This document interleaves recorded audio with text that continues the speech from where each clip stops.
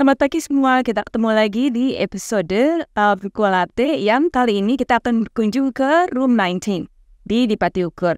Bersama saya di sini ada Mas Eja, salah satu foundernya Room 19, yang dua lagi Mas Edo dan Alia. Ya, Mas Edo dan Mbak Alia. Kali ini kita akan ngobrol-ngobrol dengan Mas Eja. Nah, Room 19 ini sangat berbaik hati untuk membantu kita untuk menyediakan buku yang sesuai dengan spiritnya buku latte yang sains populer. Ada satu roke sendiri yang masih ada di sini. Sains populer. Ada di sini nih. Ada di sini. Ada ya. Nah, rakyat lain ini apa aja Mas jadinya nih? Kalau rakyat lain itu kita ada memoirs and biography, politics, sociology, Korean literature, Western, self-help psychology, history, dan politics. Ada juga self-discovery yang di sebelah situ, historical fiction, on womanhood.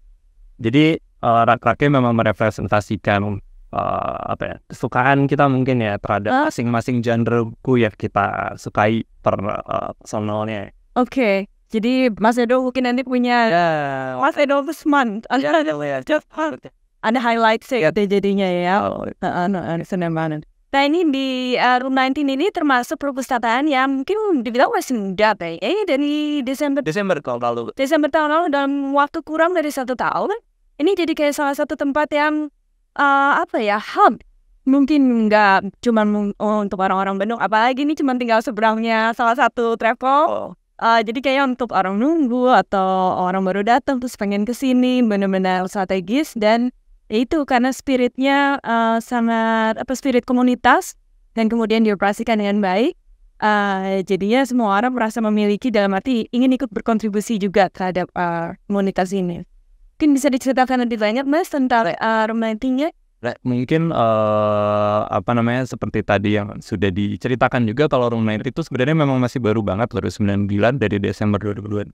Ya, sebenarnya memang awalnya kami bertiga Wing Design ini tuh awalnya banget sebagai komunitas aja sebenarnya awalnya. Jadi kayak karena kita bertiga sama-sama suka baca buku dan ternyata kita bertiga punya genre buku yang berbeda-beda, akhirnya kita sempat pengen menginisiasi untuk yuk kita pukul seminggu sekali dan apa-apain. Tapi ketika aku menceritakan ke Alia pada waktu itu bahwa aku punya ide soal perpustakaan, karena kebetulan aku tumbuh besar di lingkungan yang dikelilingi soal buku, kebetulan sepupuku dulu punya taman bacaan pada awal 2000-an, masih rame-ramenya. Kakakku juga punya taman bacaan, dan aku juga suka main ke Stoknik kan waktu itu. Jadi the idea about libraries tuh selalu ada gitu, dan kayak selalu penasaran untuk merancang sendiri perpustakaan dan lain-lain. Dan ide itu yang pada akhirnya aku sampaikan ke Alia dan Edo, dan ternyata mereka juga punya ideas yang sama. Alia dulu waktu sekolah, dia pernah sekolah di Australia, dan pada waktu itu waktu di SD, libraries SD-nya itu dipakai sebagai tempat minggu, tempat istirahat dan lain-lain. Jadi pustakaan pada waktu itu di sekolahnya dia itu sangat hidup gitu, dan ternyata ya dia juga sama punya ide soal libraries yang hidup. Pertanyaan hidup tuh sebuah konsep yang kalau di sini mungkin di Indonesia di Bandung perpustakaan jadi kayak cuma tempat simpan pinjam. Ya tentunya sekarang udah nggak kayak gitu lagi ya, tapi pasti banyak lah gitu. Betul. Yang seperti itu. Yes, soalnya pada akhirnya ya betul tadi, ketika perpustakaan hanya sekedar sebagai tempat depositori buku atau sebatas tempat transaksional, gue pengen pinjam buku oke, terima, beres ya, tidak ada conversation di balik situ, tidak ada obrolan, tidak ada ideas yang bisa di-share ya, seperti ideas, conversations, inovasi, namanya kayak stories, kayak maker space juga kan sekarang itu adalah bagian dari libraries ya. Jadi library itu bukan hanya buku itu hanya salah satu toolsnya aja. Betul sekali. Betul. Jadi ya salah satu indikator mungkin gimana sih perpustakaan hidup itu ya adalah ketika ideas ataupun stories yang memang ada di buku-buku yang di-provide sama si perpustakaan tersebut ya bisa tersampaikan dengan baik. Karena ya what's the point of having tons of books, orang misalkan punya pada akhirnya hanya berdebu dan tidak dibaca. Itulah pada akhirnya mungkin kegemasan kami bertiga yang pada akhirnya yuk kita bikin library yang hidup yang bisa ramai dengan cerita-cerita dan saling sharing atas pengalaman-pengalaman entah itu pribadi, karena kan kebanyakan karena punya kolektif pribadi juga, jadi kita kadang annotate, kita highlight, kita tandai beberapa personal touch banget ya. Ya betul sekali, dan kita juga open banget sama teman-teman yang pada akhirnya ingin menitipkan personal touch mereka. Itu salah satu yang menariknya di Instagramnya Room 19, yang kalau pas saya buka tuh ada misalnya pembaca habis pinjam buku ini terus dia nyelipin kayak post-it note di dalamnya. Dan baca berikutnya menemukannya terus dia nambahin like, but that's like we built on each other's ideas. Yes, betul. True, it's great. Yes. Jadi ya memang ya karena ya gimana caranya purpose ini tadi kata Kak Ira ya, kita sebagai hub ya, maksudnya orang-orang yang datang ya bisa meninggalkan jejak sesuai sama apa yang ingin mereka tumpahkan. Iya, keren banget. Nah, salah satu hal juga kenapa kita pengen ngobrol nih sama Room 19, karena buku ini udah pernah dibahas oleh Didi dan Mbak Ani di buku latte, summary-nya bisa dilihat. Nah, buku ini adalah cerita perjalanan dari Mick Ebeling. Dia ini adalah seorang film produser, inovator juga, filantropis. Dan yang menarik adalah dia ini sangat peduli dengan masalah yang ada di sekeliling. Di sekeliling ini bukan hanya dari sisi distance atau jarak, tapi apa yang menimbulkan sparks buat dia. Dan kemudian dia ini membuka resources yang dia bisa, sehingga dia ini bisa komit dulu dan kemudian bisa mencari cara untuk menyelesaikan si program itu.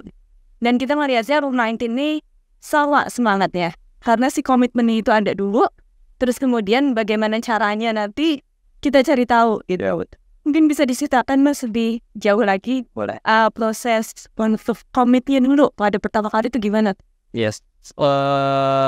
Ya karena mungkin tadi ya ketika kita bertiga udah sepakat untuk yuk kita bikin purpose, tapi kan pastinya kita harus figure it out how much cost yang keluarkan, akan seperti apa nanti tempat desainnya, dan bagaimana nanti alur orang datang dan lainnya, karena ya kita bertiga sama-sama nggak punya background akademik yang sebagai librarian gitu memang ya, jadi kita have no clue sebenarnya.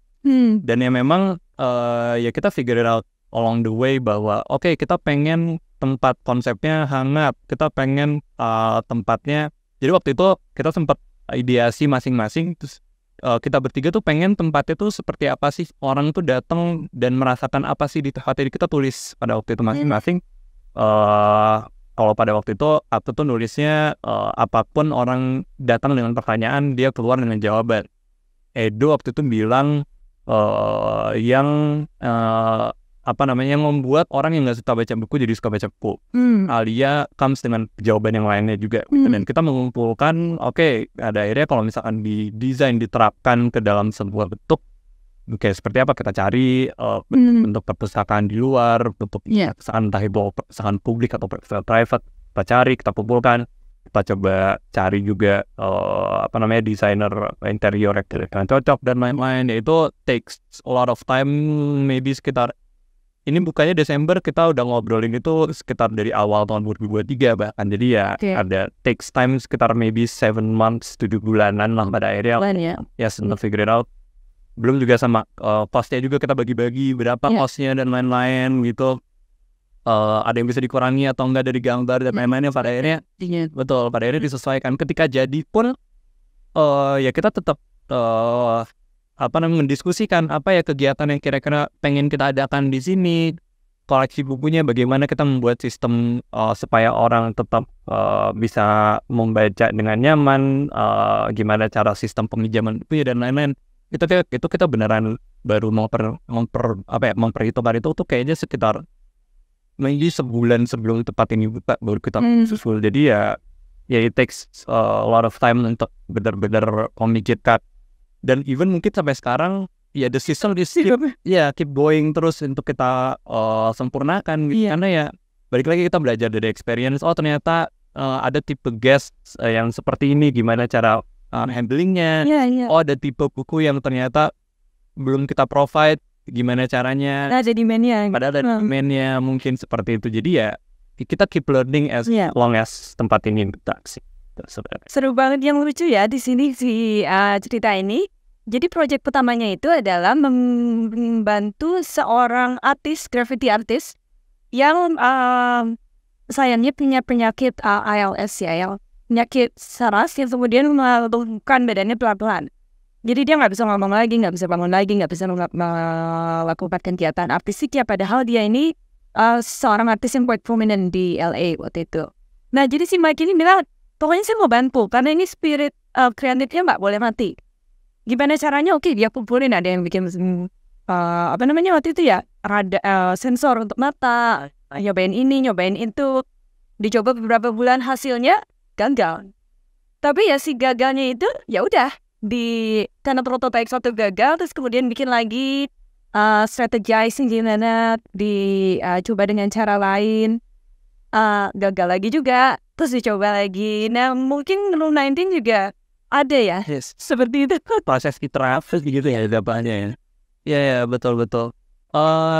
Ya apa ya? Dan memang kalau kita kan sebenarnya karena memang dealing with guest dan juga dealing with penginjam buku dan lain-lain, kita juga pada akhirnya jadi lebih belajar untuk gimana caranya menghandle guest yang seperti ini. Misalkan kita tuh contohnya ketika misalkan ada buku yang ternyata tidak kembali, kita jadi belajar untuk gimana nih pain point-nya, apa sih sebenarnya yang menyebabkan si orang ini tidak mengembalikan buku.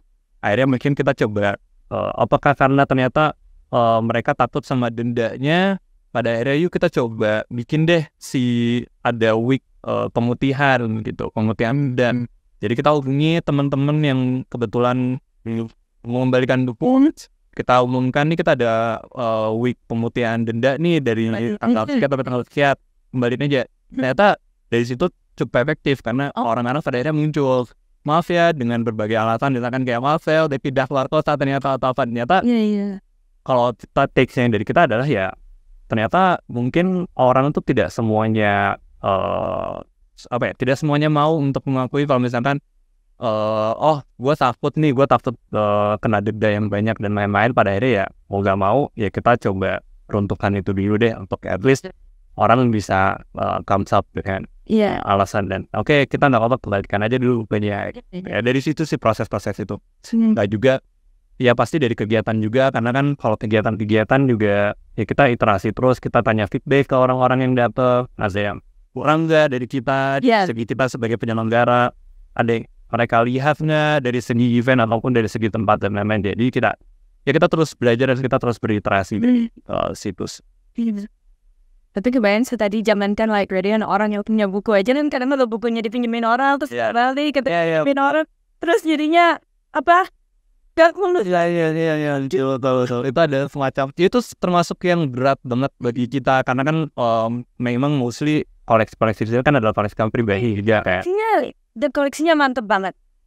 Dalam arti maksudnya bukan berarti yang bahasa Inggris lebih bagus daripada bahasa Indonesia ya, di sini juga berimbang. Tapi koleksi-koleksi yang nggak mudah ditemukan sebetulnya, dan untuk orang atau Room 19 menyediakan koleksi-koleksi yang tidak mudah diakses ini butuh legowo gitu saya. Betul.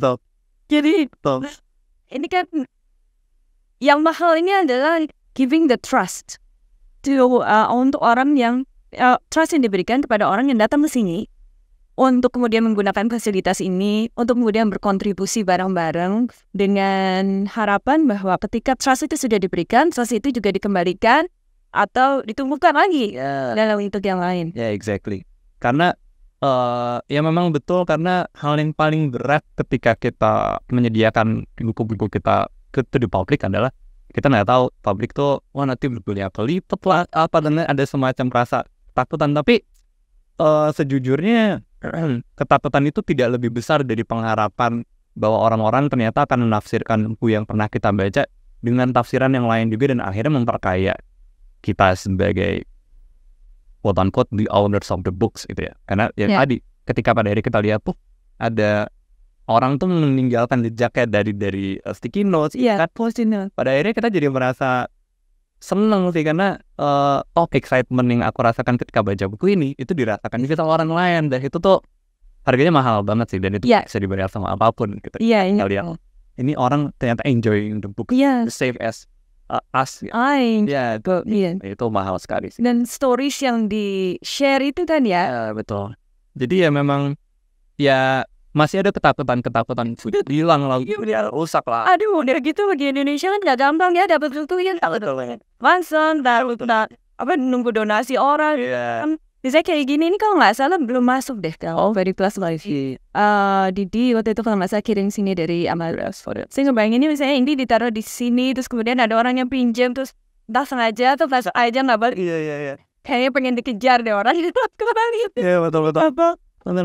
Kemarin juga kebetulan ngobrol sama temen, dan temen saya juga marah gitu karena kok ada ya orang yang maksudnya sudah dikasih trust sedemikian rupa dan tetap tidak menjaga si trustnya itu. Nah ya itu satu hal yang kalau kita balikin lagi ke proses literasi ya, pada akhirnya gimana caranya kita untuk lebih memudahkannya, pada akhirnya kita tetap harus accepting lagi, tapi ya gimana caranya agar tetap orang bisa bertanggung jawab misalnya the trust itself. Iya. Banyak banget nih saya sendiri yang belajar dari Mas Eja pagi ini. Karena jadinya si Room 19 ini bukan hanya sekedar buku dan rak buku dan suasana yang hangat, tapi hal-hal yang intangible sebetulnya. Yang pertama tadi trust, karena kalau kita nggak punya model orang yang memberikan trust sebegitu besar, dan bagaimana kita pun punya trust yang besar terhadap orang lain. Betul. Jadi ini model yang sangat bagus. Model mental sama mindset ya berarti ya. Terus kemudian yang kedua itu adalah bagaimana kita bekerja sama dengan orang lain dan menemukan ide-ide dan perasaan bahwa belum tentu ide kita tuh ide yang paling bagus. Betul. Ada ide orang lain juga yang kita nggak bisa lihat secara skeptikal dulu pada awalnya, atau misalnya enggak, kamu beda sama saya gitu. Tapi ya, oke, kita dengerin sama-sama. Kita ambil mana yang bisa ditumbuhkan, atau kalau nggak bisa sama kita, berarti mungkin sama grup lain, desain lain. Betul. Karena memang ya tadi ketika kita menganggap tempat ini dan kita ingin menjadikan tempat ini sebagai hub, ya itu berarti kita tetap harus terbuka terhadap any ideas yang comes di tempat ini gitu ya. Dan memang ya itu tadi ketika mungkin kalau misalkan turunannya adalah dalam bentuk event gitu seperti karena kita biasanya suka mengadakan event bulanan yang sesuai sama tema yang sudah kan, kita juga pasti akan ternyata misalkan kita mau ngadain event diskusi seputar kayak misalkan kemarin itu kita sempat bikin kegiatan kegiatan baca buku bareng, silent reading dan lain-lain. Nah itu kita provide untuk teman-teman komunitas buku dari luar sebenarnya gitu. Jadi ya dengan masing-masing masing-masing spesialisasinya, mungkin misalkan book club yang ini spesialisasinya di buku yang ini mungkin, dan itu kan pasti masing-masing book club mengundang audiens yang mungkin berbeda juga gitu. Dan ya dalam rangka untuk memperkaya tempat ini, memperkaya pengalaman-pengalaman yang hadir di tempat ini, ya kita juga harus terbuka terhadap semua orang dengan background yang berbeda-beda, dengan ideas yang berbeda-beda. Yuk kita, siapa tahu mungkin ada yang belum bisa kita berikan sebagai founders maybe, atau sebagai teman-teman librarian yang mungkin kita belum punya cukup kualifikasi untuk memberikan penjelasan mengenai ini. Mungkin dari teman-teman komunitas lain ada, kita terbuka terhadap itu gitu. Untuk misalkan teman-teman mau ngadain semacam kelas maybe atau apa yang masih seputar sama temanya, itu kita sangat terbuka banget untuk teman-teman dari luar yang pastinya mungkin punya pengalaman, punya track record, punya kualifikasi yang jauh berbeda, dan and it's okay untuk untuk meramaikan ini. Seru-seru. Nah, dengan banyaknya kegiatan di Room 19 ini, dan tentunya mungkin Room 19 bukan satu-satunya, atau mungkin bukan juga yang pertama di Bandung yang mengadakan kegiatan-kegiatan komunitas seperti ini. Yang ingin saya tanyakan juga lebih lanjut, bagaimana caranya supaya si Room 19 ini menjaga spirit community-nya, yang mana mungkin nanti di masa depan foundernya perlu ke sini, perlu ke situ, foundernya sendiri nggak ada di sini. Bagaimana supaya tempat yang sangat penuh ide ini justru tidak mati? Idenya tuh bagaimana supaya sustain? Itu memang sudah jadi bahan pikiran juga untuk kami selaku founders ya, karena memang kita salah satu hal yang pengen kita lakukan adalah bagaimana caranya mendetach tempat ini dengan persona kita. Jadi bagaimana caranya supaya pelan-pelan nanti ya orang-orang tidak akan melihat tempat ini sebagai perwujudan dari Aku, Alia, dan Edo. Tapi ya bagaimana tempat ini dipandang sebagai layaknya perpustakaan yang hidup dengan berbagai orang yang datang, dan setiap orang tuh punya dan berhak untuk memberikan ceritanya masing-masing gitu ya. Beri warnanya masing-masing, betul. Dan kalau secara langkahnya ya yang paling awal kita lakukan adalah dengan menjadikan tempat ini sebagai sebuah yayasan pada akhirnya. Kita menjadikan ini sebagai, jadi sekarang The Room 19 sudah menjadi lembaga non-profit, lembaga nirlaba, dan yang di bawah badan hukum yayasan, karena kami pengen lebih banyak terbuka dan lebih pengen mengadvokasi terhadap pentingnya kehadiran tempat-tempat publik berbasiskan literasi seperti The Room 19 gitu, bisa diduplikasi dan bisa dimunculkan di tempat-tempat lain gitu ya. Dan duplikasinya supaya lebih mudah ya. Betul, betul. Dan salah satu hal yang bikin kita senang adalah waktu beberapa awal tempat ini buka, pada akhirnya ada teman-teman yang datang dan bilang kalau Mas boleh nggak kalau saya buka tempat ini di laut, Mas boleh nggak salah satu seru banget. Pada akhirnya tembok bahwa awal-awalnya mungkin tadi kita punya barriers bahwa tempat ini nggak akan works, tempat perpustakaan, buat apa sih orang buka perpustakaan di zaman sekarang gitu.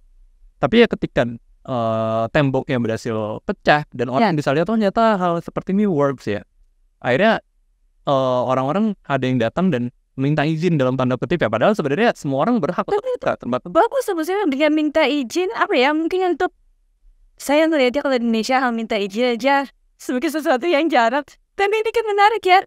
Saya terinspirasi dengan boleh nggak gitu, karena mungkin nggak boleh, tapi siapa tahu itu vendors juga kan minta izin, boleh nggak kita duplikasi seperti ini, dengan mungkin acknowledge bahwa ini adalah idenya dari Room 19, mungkin di sana namanya apa, tapi yang kita senang adalah si spirit idenya itu terduplikasi. Ya betul, karena ya itulah yang matters ya buat kami bertiga ya, bahwa kita pengen melihat tempat-tempat seperti Room 19 ini muncul di mana-mana sebenarnya. Dan makanya itu juga yang kita coba, kita sekarang lagi untuk membuat sebuah toolkit juga yang dalam harapannya ya toolkit itu bisa menyampaikan apa sih yang dibutuhkan oleh orang-orang dalam membuat sebuah library, micro library-nya sendiri gitu. Karena kan masing-masing komunitas, masing-masing kelompok itu kan pasti punya tadi ya spesialisasi atau keinginan untuk membuat sebuah perpustakaan gitu ya. Tapi ya kebanyakan kita tidak tahu mulai dari mana sih, atau dari how much fund yang raise dan lain-lain. Yang itu kita pengen coba bentuk, dan kita juga pengen share itu salah satu bentuk advokasi yang kita lakukan gitu. Dan kalau tadi balik lagi ke permasalahan gimana nih cara melepas persona figur gitu ya, itu bagi kami adalah salah satu cara juga, karena ya dengan kita nge-share toolkit, dengan kita mungkin nanti mengundang semakin banyak komunitas datang ke sini, warna tempat ini tadi aku suka banget Mbak Kaira ngomongin soal warna ya, karena warna itu beragam ya, warna itu pada akhirnya juga jadi bermacam-macam, jadi banyak gitu ya, gak cuma warna aku, Edo, dan Aria, tapi ya setiap orang datang ke sini punya warnanya sendiri. Atau mungkin teman-teman librarian juga pada akhirnya kita pelan-pelan memberikan teman-teman librarian ada ide event apa nih, ada ide untuk membentuk volunteer komunitas seperti apa nih, itu pelan-pelan kita serahkan gitu ke mereka. Dan itu upaya yang sedang kita lakukan sekarang. Keren banget Mas Eja, Mas Edo, Mbak Alia ya. Dan mudah-mudahan yang seperti ini ya, yang banyak terduplikasi spirit seperti ini, yang penting bukan sayangnya, tapi yang penting adalah idenya ini. Itu, dan bagaimana supaya idenya bukan cuma muncul sporadik terus kemudian muncul sesaat terus padam lagi, tapi bagaimana caranya supaya sustain. Keren banget teman-teman Buku Latte yang di Bandung ataupun yang akan berkunjung ke Bandung, jangan lupa mampir di Room 19. Sungguh menyenangkan di sini. Oh ya, satu lagi, menu makanan ya itu banget. Kayaknya keren banget di sini. Jadi kadang-kadang kebanyakan library besar mungkin masuk ke sini nggak boleh makan ya. Tapi saya pikir di sini juga trust yang diberikan oleh Room 19. Oke, boleh makan, menunya enak, di sini dibuat nyaman untuk membaca, untuk melahirkan ide-ide, untuk bermain dengan ide-ide. Tapi ada tanggung jawab juga yang perlu kita lakukan. Jadi jangan sampai bukunya rusak dong, jangan sampai minum terus bluk. Itu, sungguh itu sesuatu yang tidak mudah didapat. Diberikan trust kita di sini sebagai orang-orang yang bisa berkontribusi bersama di Room 19. Thank you banget Mas Eja, waktunya thank you banget untuk menginisiasi ini, untuk komit terhadap ini, terus kemudian figure it out together. Makasih banyak. Sampai jumpa di episode Buku Kreatif berikutnya.